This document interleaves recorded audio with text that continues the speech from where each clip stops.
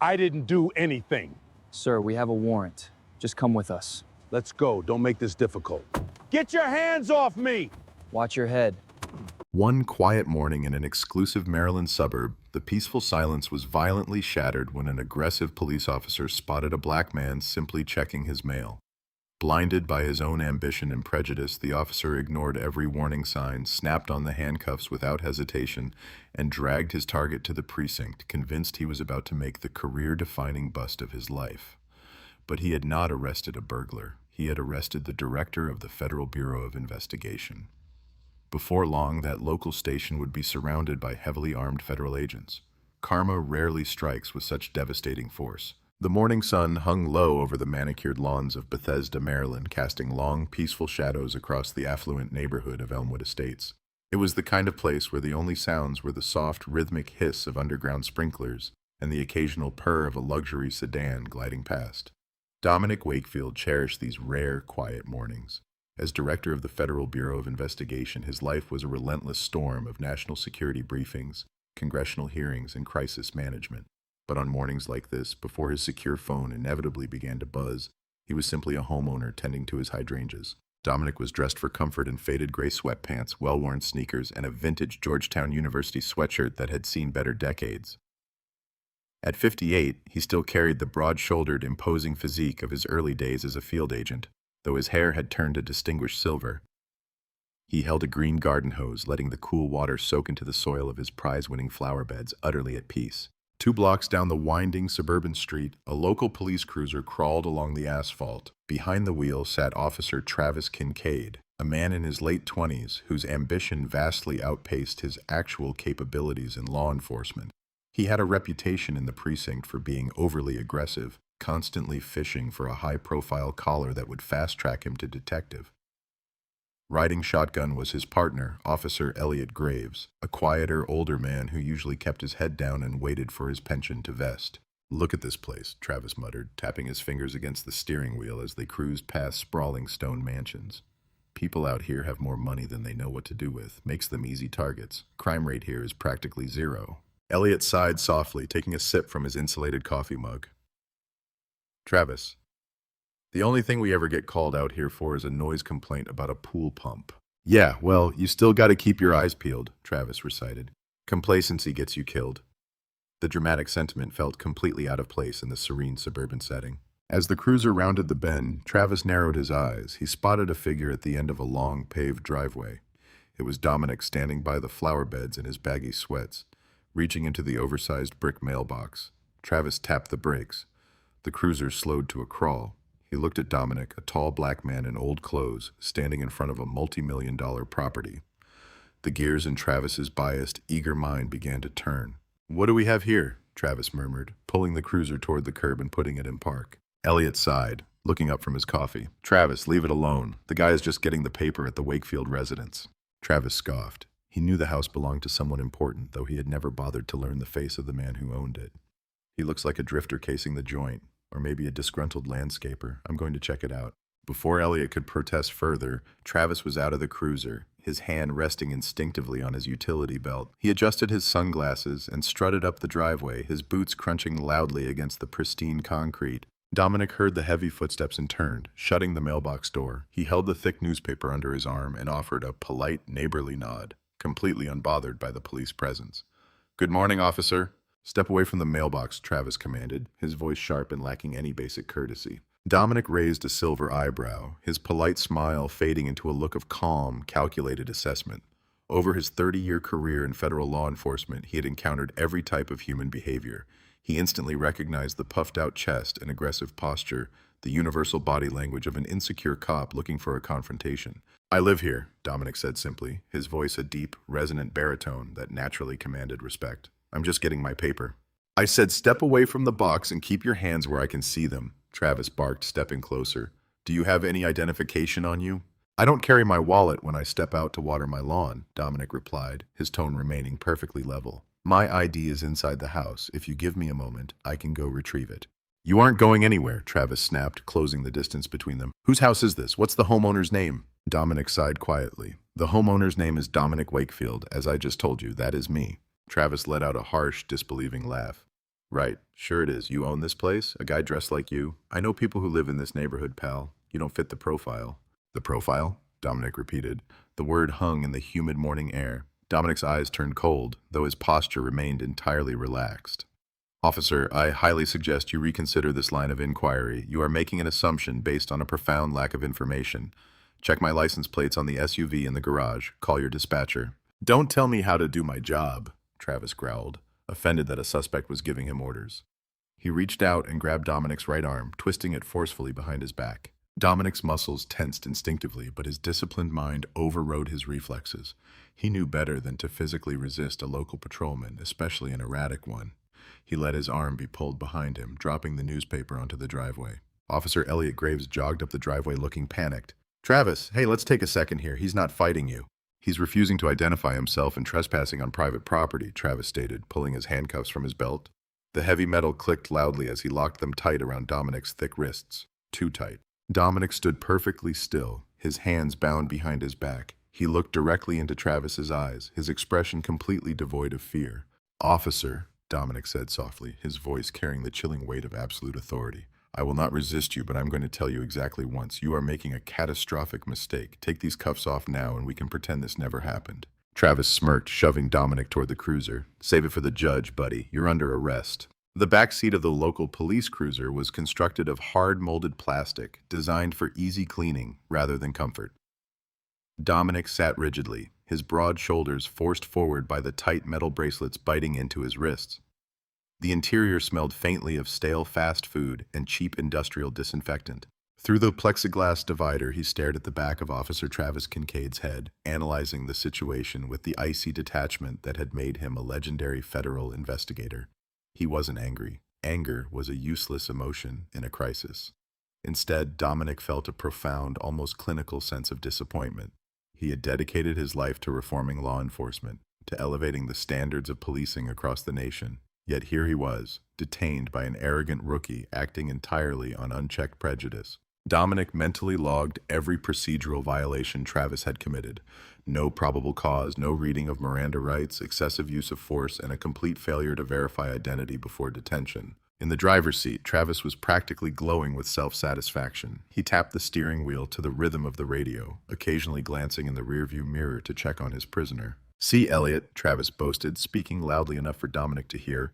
This is how you keep a neighborhood clean. Proactive policing. Guy couldn't even keep his story straight. Said he lived there, but couldn't produce an ID classic burglar casing the joint. Probably waiting for the real owners to leave for church. Elliot, sitting in the passenger seat, looked physically ill. He kept stealing glances at Dominic in the mirror. There was something deeply unsettling about the man in the back seat. Criminals usually protested. They yelled, they cried, they made threats, or they tried to bargain. This man was entirely silent, sitting with a posture so straight and composed it felt like he was the one in charge of the vehicle. Travis, Elliot whispered, leaning toward his partner. Did you even run the address? Did you call it in? I don't need to call it in. I caught him red-handed trespassing, Travis dismissed, taking a hard right turn that sent Dominic sliding slightly across the plastic bench. Sergeant Kendrick is going to love this. We've had that string of package thefts on the east side. I bet you anything this is our guy. Dominic remained silent. He closed his eyes, already calculating his next moves. He needed to contact his inner circle. Specifically, he needed to reach Nathaniel Crow, the deputy director of the FBI. Dominic knew that if he revealed his identity right now, Travis might panic and attempt to cover his tracks, perhaps even escalating the violence out of fear. It was tactically safer to let the process play out until he was in a secure, recorded environment. Moments later, the cruiser pulled into the gated rear lot of the local precinct. It was a sturdy, brutalist brick building. Travis parked the car, stepped out, and opened the rear door, grabbing Dominic roughly by the bicep. Out, Travis barked. Dominic stepped out into the bright morning sun, finding his footing gracefully despite having his hands bound. He towered over Travis by 3 inches, a physical fact that clearly irritated the younger officer. Travis pushed Dominic toward the heavy steel doors of the precinct's rear entrance. The booking area was a flurry of low-level morning activity. A few officers were typing at their desks, drinking coffee, and complaining about upcoming shift changes. Fluorescent lights buzzed harshly overhead. At the elevated booking desk sat Sergeant Kendrick, a red-faced veteran with a thick mustache and tired eyes. "Look what the cat dragged in," Travis announced loudly, shoving Dominic toward the booking desk. "Caught him creeping around Elmwood Estates. Refused to identify himself. Trespassing, resisting, the works." Kendrick looked down from his perch, chewing slowly on a piece of gum. He looked at Dominic's calm, impassive face, the gray sweatpants, the Georgetown hoodie. "No ID?" Kendrick asked, his voice gravelly. "Claimed it was inside the house," Travis sneered. "Claimed he owned the place. Multi-million-dollar estate, Sarge. Guy must think we're idiots." "Empty your pockets," Kendrick instructed, looking at Dominic. "My hands are cuffed behind my back, Sergeant," Dominic replied evenly. His voice cut through the background noise of the station. Several officers looked up from their keyboards. There was an undeniable cadence of command in Dominic's tone. Kendrick frowned, noticing the tight cuffs. "Travis, take the bracelets off. Empty his pockets." Travis hesitated, then begrudgingly unlocked the cuffs.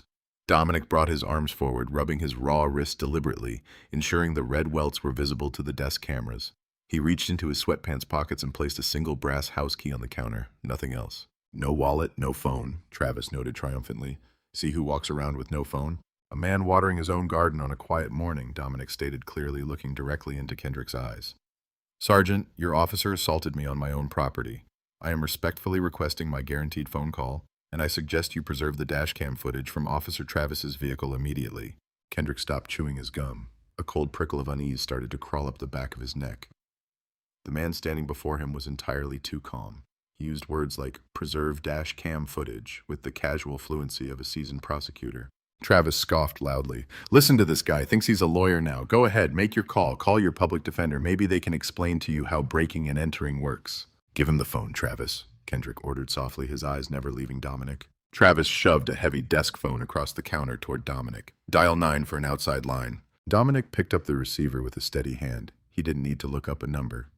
He had the direct encrypted cell phone line of the Deputy Director of the FBI memorized. He dialed the 12 digits smoothly. The phone rang twice before a sharp, alert voice answered. "Crow." "Nathaniel," Dominic said calmly, turning his back slightly to the desk. "It's Dominic." There was a fraction of a second of silence on the line before the Deputy Director's tone shifted entirely.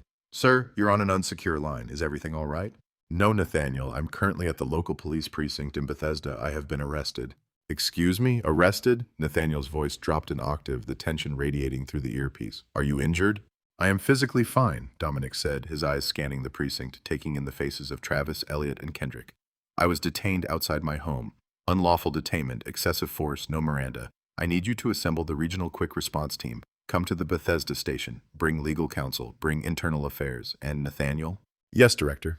"Bring everyone," Dominic said softly. He hung up the phone and pushed it back across the desk.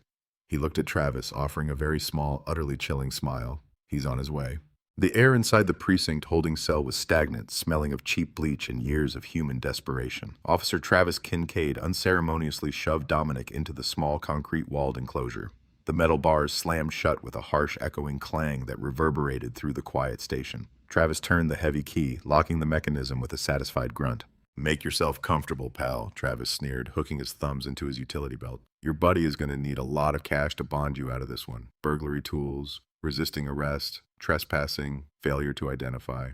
Dominic stood in the center of the cell, looking around the dismal space before turning his gaze back to the arrogant rookie. He didn't bother correcting the fabricated charge of burglary tools. He knew Travis was desperately stacking charges to justify the bad arrest.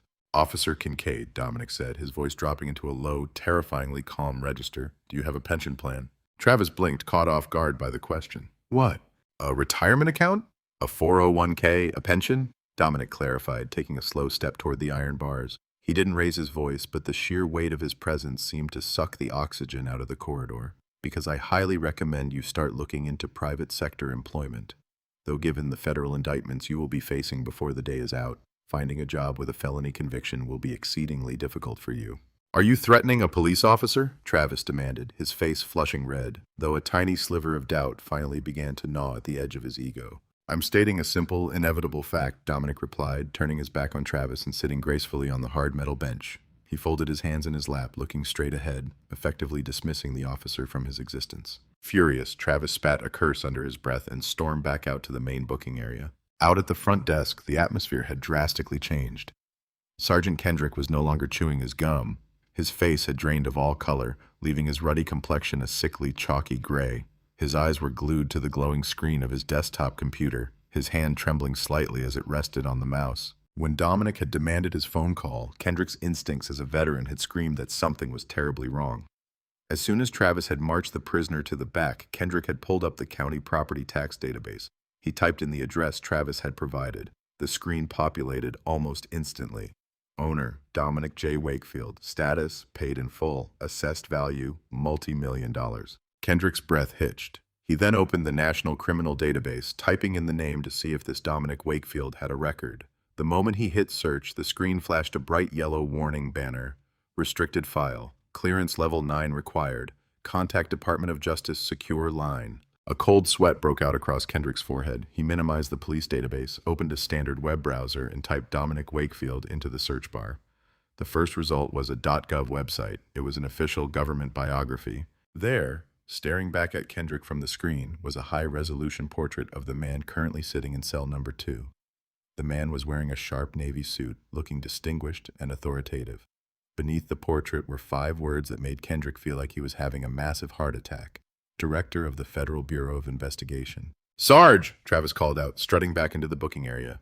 "Guy in the back is delusional, making threats about federal indictments. I'm tagging a terroristic threats charge onto his sheet." Kendrick slowly looked up from his monitor. He looked at Travis, then at Officer Elliot Graves, who was quietly sipping his coffee by the water cooler. "Travis," Kendrick whispered, his voice cracking violently. "Travis, what have you done?" "What do you mean?" Travis asked, his arrogant smile faltering at the sight of his sergeant's absolute terror. "I got a bad guy off the streets, just doing my job." "You idiot," Kendrick breathed, standing up. His legs were shaking so badly he had to grip the edge of the desk to keep from collapsing. "You absolute catastrophic idiot, you didn't arrest a burglar." Before Kendrick could explain, the machinery of the United States government was moving with terrifying speed. Deputy Director Nathaniel Crow had slammed the phone down in his secure home office and immediately hit a red speed dial button on his encrypted console. He didn't call the local police chief. He didn't call the mayor. He called Special Agent in Charge Donovan Pierce, the commander of the FBI's Washington field office. "Pierce," Nathaniel barked the moment the line connected. "The director has been unlawfully detained by local police in Bethesda. The arresting officers used physical force and ignored his identity. I want a full tactical rollout, now." "Sir, the director—" Pierce's voice sharpened instantly, shifting into combat mode. "Hostage rescue team, mobilize the Regional Quick Response Force and the WFO SWAT element," Nathaniel ordered, already pulling a shoulder holster over his dress shirt. "I don't know the state of mind of these local cops, but they are armed. They are erratic, and they have Dominic in a cage.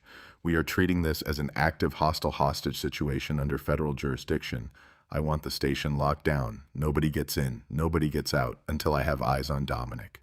"Wheels up in 5 minutes, sir. We'll bring the storm," Pierce promised. Back at the precinct, the quiet morning was ticking away. Kendrick frantically grabbed the phone, trying to call the chief of police, but his hands were shaking too badly to dial the numbers. "Sarge, seriously, what is your problem?" Travis asked, stepping closer to the desk. "You're acting like I shot the mayor." "Worse, Travis, worse," Kendrick croaked, finally turning the monitor around so Travis could see the screen. "Look at the screen. Look at his face." Travis leaned in, squinting at the government webpage. He read the name. He read the title. The blood instantly vanished from his face. His jaw went slack, and the coffee he had just poured slipped from his fingers, shattering against the linoleum floor. "No," Travis whispered, stumbling backward. "No, that's impossible. He was wearing sweatpants. He didn't look like—" "He didn't look like what, Travis?" Officer Elliot Graves suddenly shouted, tossing his own cup into the trash, realizing the horrifying implication of Travis's profiling. "He didn't look like he belonged in that neighborhood. I told you to leave him alone. I told you." "We need to let him out." Travis panicked, his bravado entirely evaporating. He lunged for his keys. "I'll just let him out. Apologize. Say it was a misunderstanding."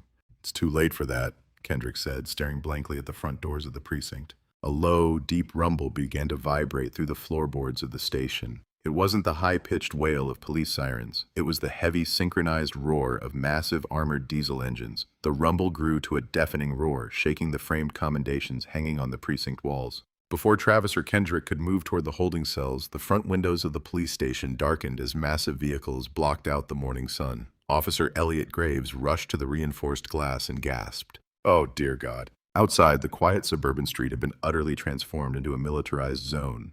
8 black, unmarked Chevrolet Suburbans had screeched to a halt, forming a barricade that entirely boxed in the local police cruisers. Behind them, 2 massive armored Lenko Bearcats painted matte tactical olive idled aggressively, their heavy tires crushing the manicured curbs. The doors of the vehicles flew open simultaneously. Over 40 heavily armed federal agents poured out into the street. They moved with terrifying silent precision. They wore full tactical armor, Kevlar helmets, and olive drab windbreakers with FBI emblazoned across the back and chest in bold yellow lettering. They carried short-barreled M4 carbines, their weapons held at the low ready, perimeter secured, roof access covered. A voice commanded over a bullhorn. Through the windows, Graves could see snipers taking positions on the roof of the dental clinic across the street, their long-range rifles pointed directly at the precinct doors. "They're surrounding the building," Graves stuttered, backing away from the window with his hands instinctively raised. "Travis," Kendrick ordered, his voice suddenly hard and desperate.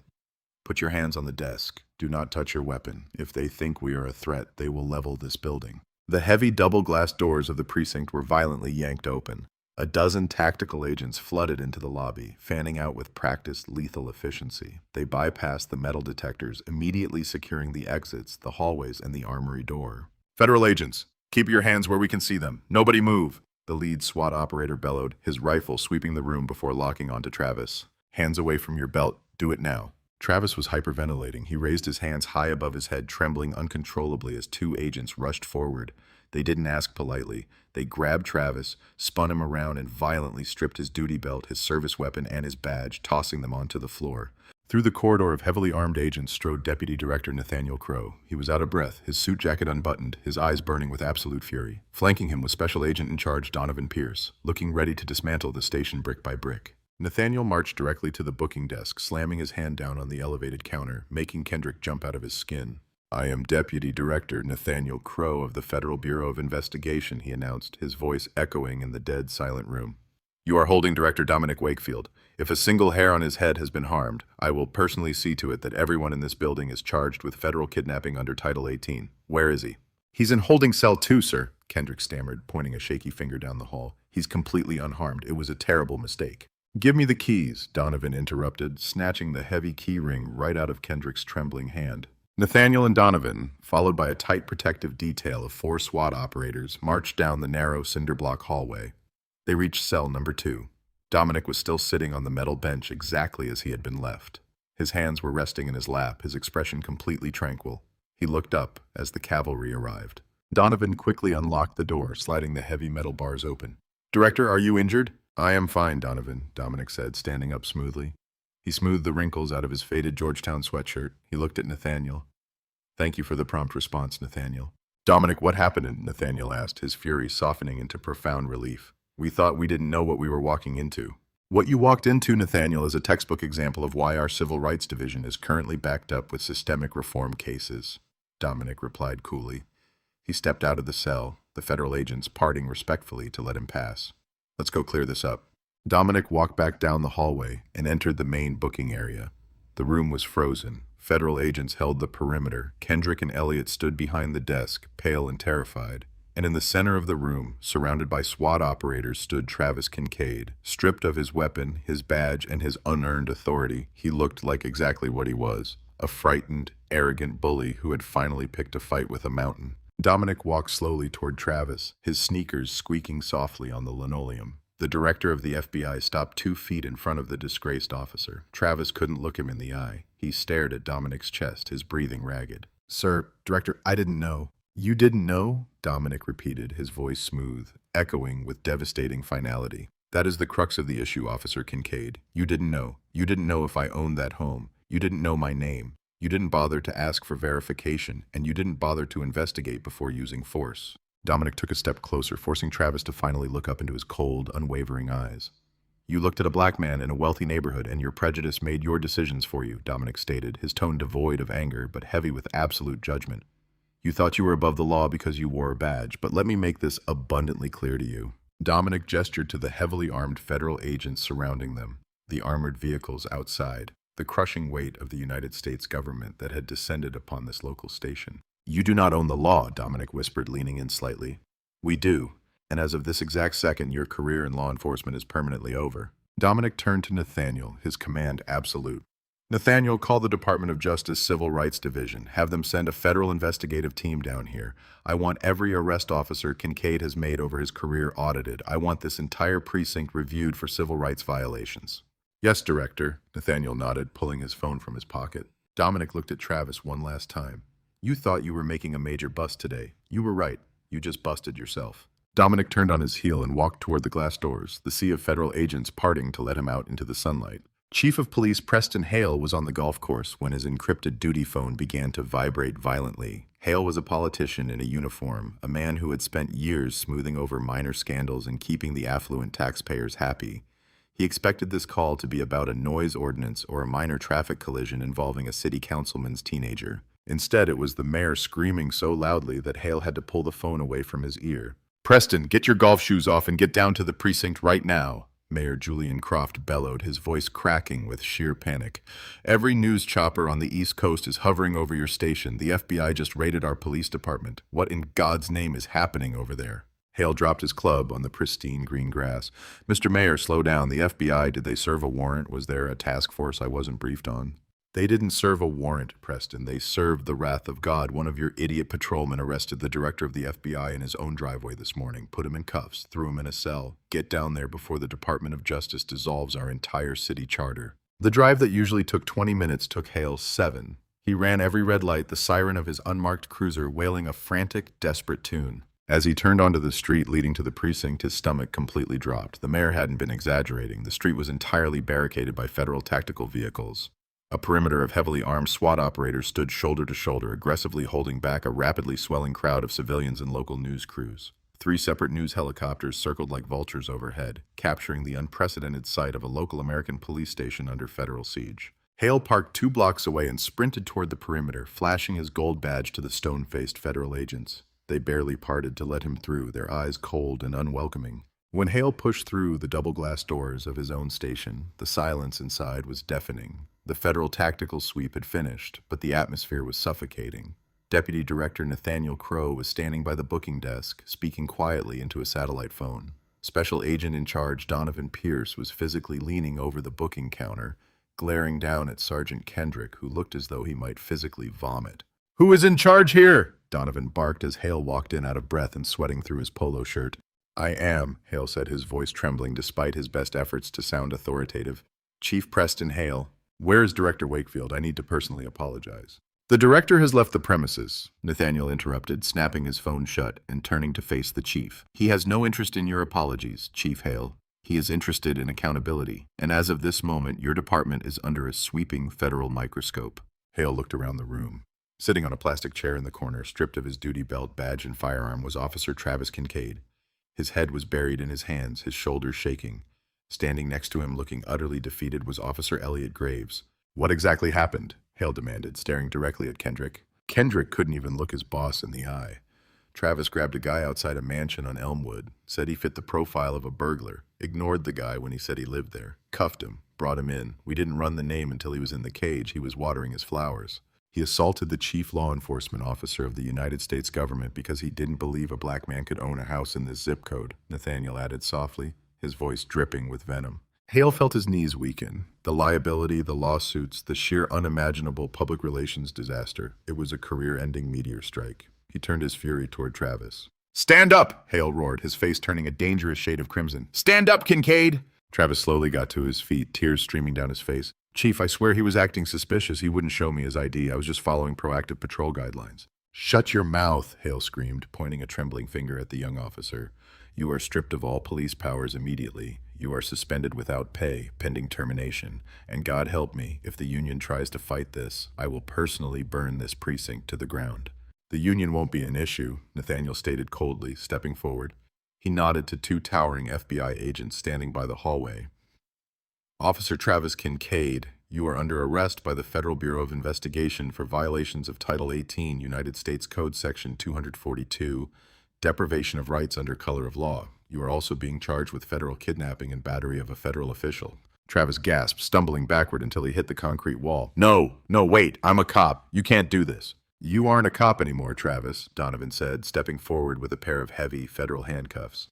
"Turn around and put your hands behind your back."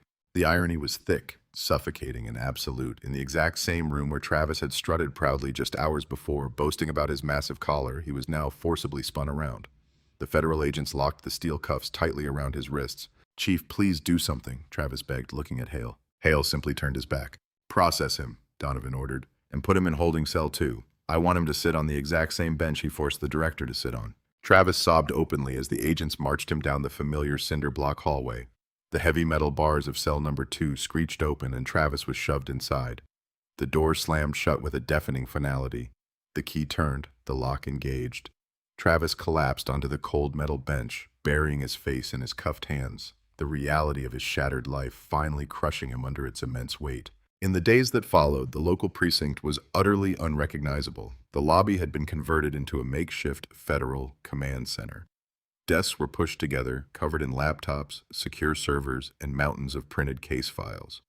The Department of Justice had dispatched a specialized civil rights investigative team, led by senior agent Lila Monroe.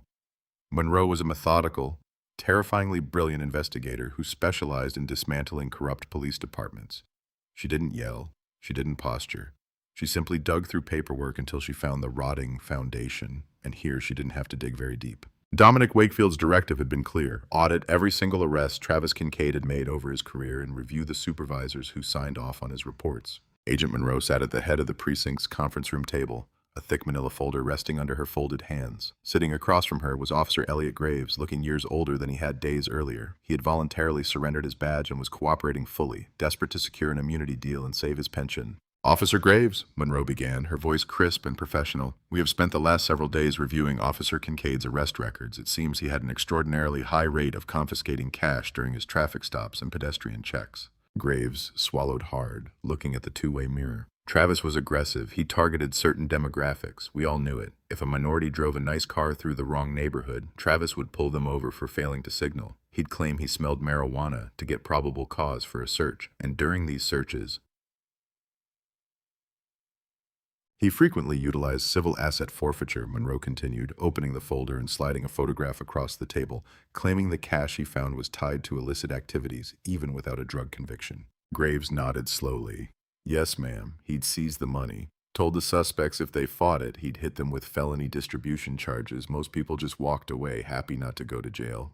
Monroe leaned forward, her eyes narrowing. "Here's where the math stops working, Officer Graves. According to the property room logs, Kincaid seized over $200,000 in cash over his years of service. But our forensic accountants have audited the precinct's forfeiture accounts. Only a fraction was ever deposited." Graves's eyes widened in genuine shock. "Wait, what are you saying?" "I am saying," Monroe corrected sharply, "that Travis Kincaid wasn't just a racist, overzealous cop. He was a thief. He was using his badge to systematically extort innocent citizens, fabricating probable cause, stealing their money, and pocketing the difference. And Sergeant Kendrick was signing off on the heavily redacted property reports." The twist hit the precinct like a secondary explosion. The bad arrest of the FBI director wasn't just a catastrophic mistake. It had been an attempted robbery. Travis had seen a black man at a multi-million-dollar estate and assumed he was either a criminal carrying illicit cash or a wealthy target who could be easily intimidated and shaken down. He had tried his usual extortion playbook on the absolute worst possible target on the planet. Down in the federal detention center, where Travis had been transferred, the walls were rapidly closing in. Agent Monroe walked into the bleak, windowless interview room, carrying a fresh stack of indictments. Travis was wearing a bright orange federal jumpsuit, his face pale, dark circles bruising the skin under his eyes. He looked completely broken. "Agent Monroe," Travis croaked, his voice raw. "My lawyer said we might be able to work out a plea for the civil rights charge. I'll resign. I'll never work in law enforcement again. I just want to avoid federal prison." Monroe didn't smile. She pulled out the chair and sat down, placing the thick stack of documents on the metal table. "Mr. Kincaid, the civil rights charge regarding Director Wakefield is the least of your problems right now."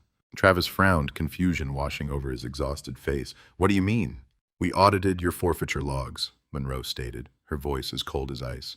"We found the offshore accounts you opened. We found the cash hidden in the drywall of your garage. We have sworn statements from 14 different victims who you illegally detained and robbed under the threat of fabricated felony charges." Travis stopped breathing. The color drained from his face so fast Monroe thought he might pass out. "You thought you were untouchable because you hid behind a badge," Monroe continued, leaning across the table to ensure he heard every single word.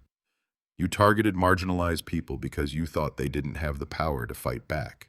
But then you got greedy. You got arrogant. You walked up a driveway in Elmwood Estates and tried to run your extortion game on Dominic Wakefield." "I didn't know," Travis stammered, his mind short-circuiting as the sheer magnitude of his crimes was laid out before him. "I know you didn't," Monroe said coldly.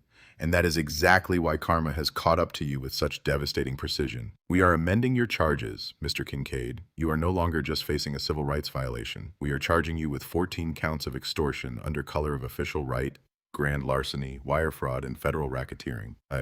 Travis began to hyperventilate, his chest heaving as he gripped the edges of the metal table. Racketeering, that's a RICO charge. That's for the mob. You operated a criminal enterprise using a police cruiser, Monroe replied evenly, standing up and gathering her folders. The maximum penalty for your combined charges is roughly 120 years in a federal penitentiary. The Department of Justice will not be offering you a plea deal. We are going to make a spectacular national example out of you. Monroe walked to the heavy steel door and knocked twice for the guard. She looked back over her shoulder at the ruined man sobbing violently into his orange sleeves. Director Wakefield sends his regards, Monroe said quietly. He suggested I remind you to check your pension plan, because where you're going, you won't be needing it. The heavy door slammed shut, echoing down the bleak corridor of the federal prison. Travis Kincaid was finally left alone in the dark, entirely consumed by the monstrous consequences of his own arrogance. Months later, the media circus surrounding the United States District Court in downtown Washington, D.C., was unlike anything the city had seen in years. News vans lined the streets for blocks, and reporters camped on the courthouse steps, eager to catch a glimpse of the man who had spectacularly dismantled his own life. The trial of former officer Travis Kincaid had become a national spectacle, a glaring spotlight on the abuse of power and the swift, unforgiving hammer of federal justice. Inside the grand oak-paneled courtroom, the atmosphere was suffocatingly tense. Travis Kincaid sat at the defense table, a hollow shell of the arrogant bully who had strutted up a Bethesda driveway months earlier. He was drowning in an ill-fitting gray suit, his face gaunt, his eyes darting nervously around the gallery. Beside him, his weary public defender shuffled papers, knowing there was absolutely no strategy that could save his client from the mountain of evidence the federal government had compiled. Lead prosecutor Vivian Holt stood before the jury box, her voice ringing with clear, undeniable authority. She had spent days methodically parading Travis's past victims in front of the court. 14 different citizens, teachers, nurses, construction workers had bravely taken the stand. They told chillingly similar stories of being pulled over, intimidated, threatened with fabricated drug charges, and robbed of their hard-earned cash by the man sworn to protect them. But the final nail in the coffin came when the prosecution called their star witness. A heavy silence fell over the gallery as Dominic Wakefield walked through the polished wooden doors. He was dressed in a pristine charcoal suit, his posture immaculate, radiating the quiet, absolute power of the director of the Federal Bureau of Investigation. He did not look at Travis as he walked to the witness stand, placed his hand on the Bible, and swore to tell the truth. When Dominic sat down, Prosecutor Holt approached the podium. Director Wakefield, could you please recount the events of that morning at your residence in Elmwood Estates? Dominic spoke with clinical, devastating precision. He didn't raise his voice. He didn't show anger. He simply laid out the unvarnished facts. He described the lack of probable cause, the immediate resort to physical force, the refusal to verify identity, and the racial profiling that had driven the entire encounter. Did the defendant ever ask for your name before placing you in handcuffs, Director? Holt asked. He did not, Dominic replied, his deep baritone echoing through the silent room. He operated entirely on an assumption based on my race and my casual attire in an affluent neighborhood. He bypassed every procedural safeguard designed to protect the constitutional rights of the public. Travis stared at the table, his face burning red, tears of profound shame and terror pooling in his eyes. And when you arrived at the precinct, did anyone attempt to rectify the situation? Holt pressed. Dominic's gaze slowly shifted to the gallery where former Sergeant Kendrick was sitting. Kendrick had accepted a plea deal, agreeing to testify against Travis in exchange for a reduced sentence. The environment at the precinct was one of absolute complicity, Dominic stated firmly. The defendant operated with impunity because the system around him allowed it. It was a culture of arrogance that believed the badge was a shield against consequences. They were fundamentally incorrect. The defense did not even attempt to cross-examine the director. To question Dominic Wakefield on federal law or police procedure would have been procedural suicide. The jury deliberation took less than 3 hours. When the foreperson stood to read the verdict, Travis gripped the edge of the defense table so tightly his knuckles turned white. On the charge of deprivation of rights under color of law, we find the defendant guilty. On 14 counts of extortion under color of official right, we find the defendant guilty. On the charge of federal racketeering, we find the defendant guilty. The words struck Travis like physical blows. He collapsed back into his chair, burying his face in his hands as quiet gasps rippled through the courtroom gallery. Judge Conrad Ellis, a stern man with zero tolerance for police corruption, looked down from the bench, his expression entirely unsympathetic. "Mr. Kincaid," Judge Ellis boomed, his voice dripping with disgust. "You were entrusted with the authority of the state. You were given a badge and a gun to protect the vulnerable. Instead, you used those tools to operate a criminal enterprise. You preyed upon the very citizens you swore to defend. Your actions are a cancer to the honorable profession of law enforcement. The judge picked up his gavel. You targeted the director of the FBI through sheer prejudiced arrogance, and in doing so, you finally brought the light of justice to your dark extortion scheme. It is the judgment of this court that you be sentenced to 45 years in a maximum security federal penitentiary without the possibility of parole. You are remanded immediately to the custody of the United States Marshals. The heavy wooden gavel slammed down. The sound echoed like a gunshot. Marshals immediately moved in, pulling a sobbing Travis Kincaid to his feet, snapping heavy chains around his wrists and waist. As he was dragged toward the side door, Travis looked over his shoulder one last time. Dominic Wakefield was standing quietly in the front row, his face completely impassive, watching the machinery of justice swallow the corrupt officer whole. Soon afterward, a quiet morning returned to Bethesda, Maryland. The air was crisp, the sun rising over the manicured lawns of Elmwood Estates. Dominic Wakefield stood at the end of his long paved driveway, wearing his faded Georgetown sweatshirt and old sneakers. He held the green garden hose, letting the water soak the soil of his prize-winning hydrangeas. The neighborhood was quiet, safe, and genuinely peaceful. A new local police cruiser drove slowly down the street. It pulled to a stop near the curb. Behind the wheel was a young, diverse officer from the newly reformed precinct. The officer rolled down the window, offering a respectful, professional wave. "Good morning, Mr. Wakefield," the officer called out warmly. "Beautiful day for the garden." Dominic smiled, a genuine, relaxed expression of peace. "Good morning, officer. It certainly is. Keep up the good work out there." The cruiser rolled away, leaving Dominic to the quiet comfort of his home. The system was broken in many places, but Dominic knew with absolute certainty that piece by piece he was fixing it. The storm had passed, and the bad apples had been uprooted. Karma had not just spoken, it had completely cleared the field.